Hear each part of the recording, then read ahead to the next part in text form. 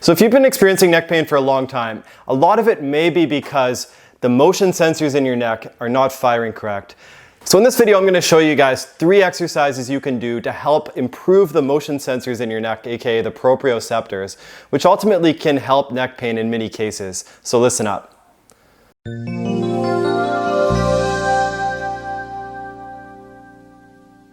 And first off, before we get going, please subscribe to Riley Rehab. I'm coming up with new content all the time, helping you become the expert of your own body, and in this video, becoming the expert of your own neck.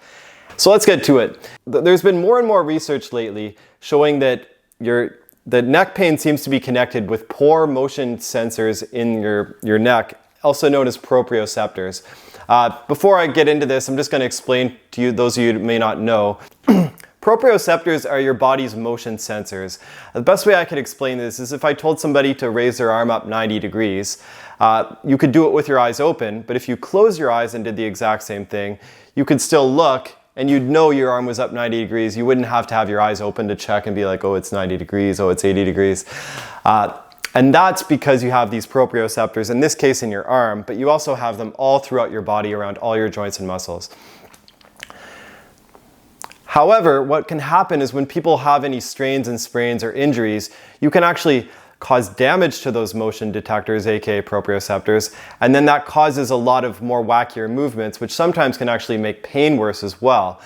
So the solution was actually to train the coordination with the neck, and this is done in many other body parts like the ankle and the arm as well. But for the neck, the whole idea is you want to have that mind-body connection. You want to know, if your eyes were closed, you'd want to know your neck is in this position or this position or this position. By doing these exercises, we can further help with that. Now, the exercises in this video only require tape, a mirror, and something to cover one eye with. You don't need any fancy VR equipment or lasers or anything like that. There's a lot of high-tech ways to work on this, but I'm all for just simple things you can do at home. And this is one you can do in your bathroom, which I'll show you in a little bit. But before you do that, the first thing you want to do is you want to take some tape and you want to cut a thin strip. You're basically going to cut a very thin strip of, you can use any kind of tape. I'm using masking tape right here. And the strip should be about a couple feet long. So when you have this strip here, you're going to cut it. And then once you have it cut, it should look something like this. So you're going to take this on your bathroom mirror and put it straight vertically, which you'll see in the next clip. Also, make sure you break off a little piece on the top, which you can put on your nose. So with the strip of tape, you're going to take it and you're going to put it vertically on the mirror, preferably on the bottom so you can sit down while you're doing this. You're also going to pull a little piece off the top and put it on your nose right here.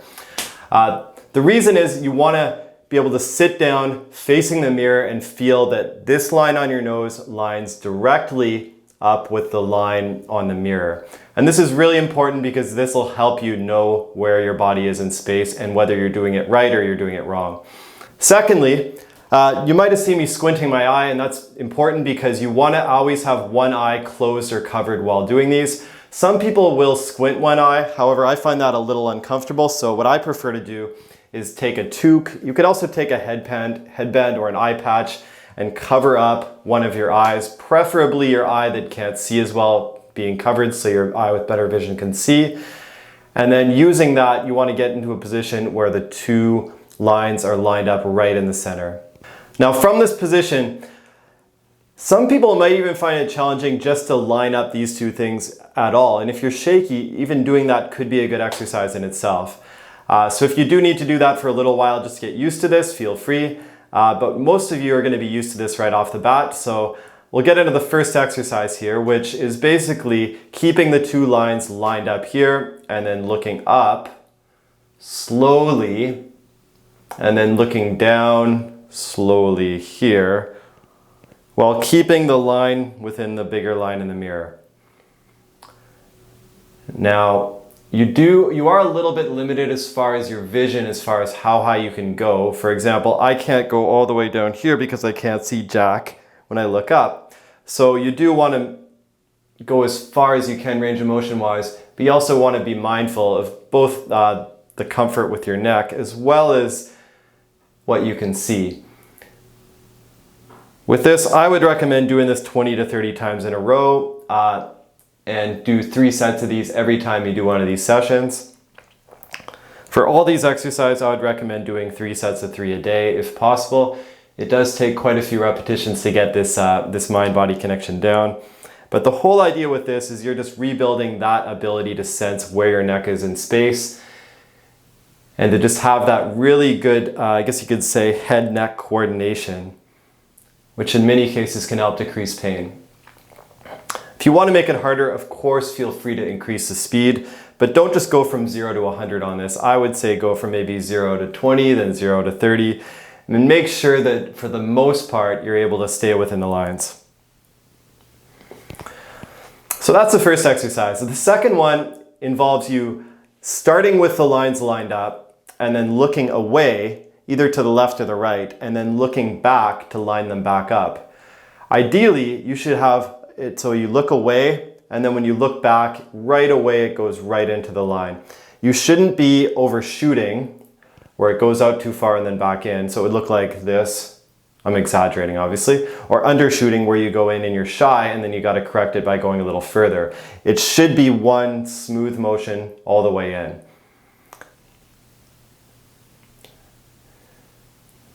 And once again, you can do this 20 to 30 times. If you overshoot a little bit, don't worry. It's all part of the process. You know you're challenging yourself at a good level, but you shouldn't be striving for that happening every single time. And when you're done with one side, you can do the other side. Exact same process.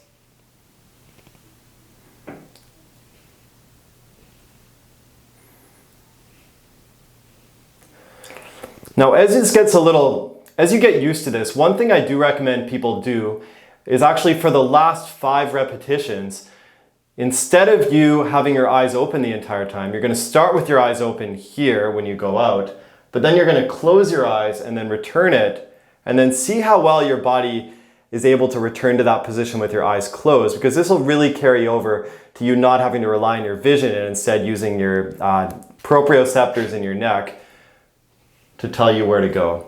So you turn out, close your eyes, and then turn back in, and then open them. And ideally it should be as close as it was before you were doing it the other way.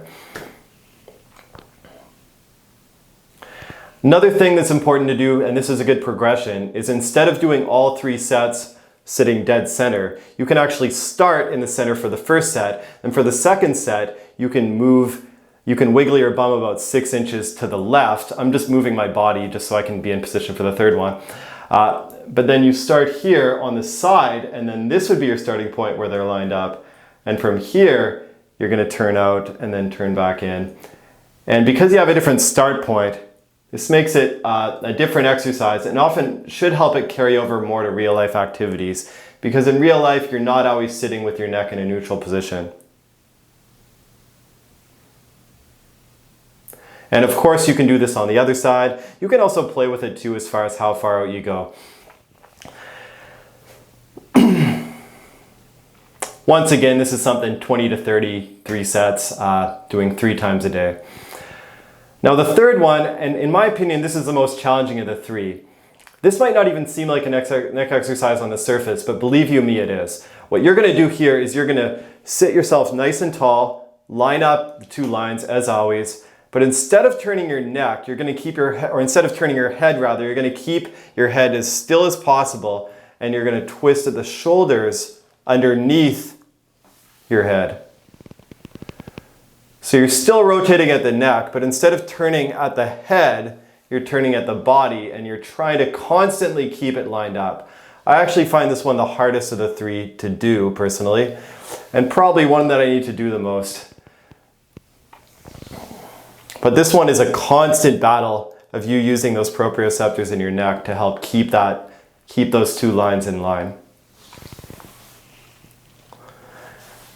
Start slow, just like the first one, start slow. And if you do want to make this one more challenging, feel free to add in a little more speed.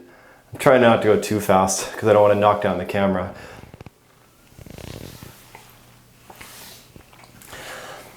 And with this, I do 20 to 30 rotations both ways. When you're done, of course, don't forget to take this off because you might look like a bit of a silly goose after if you walk to the supermarket with it on. And if you need to do a little stretch on your neck because it got a little stiff from that, feel free to do that after. If you like this video, please subscribe to Riley Rehab. I'm coming up with new content like this all the time. If this helped, please let me know and I will see you next time.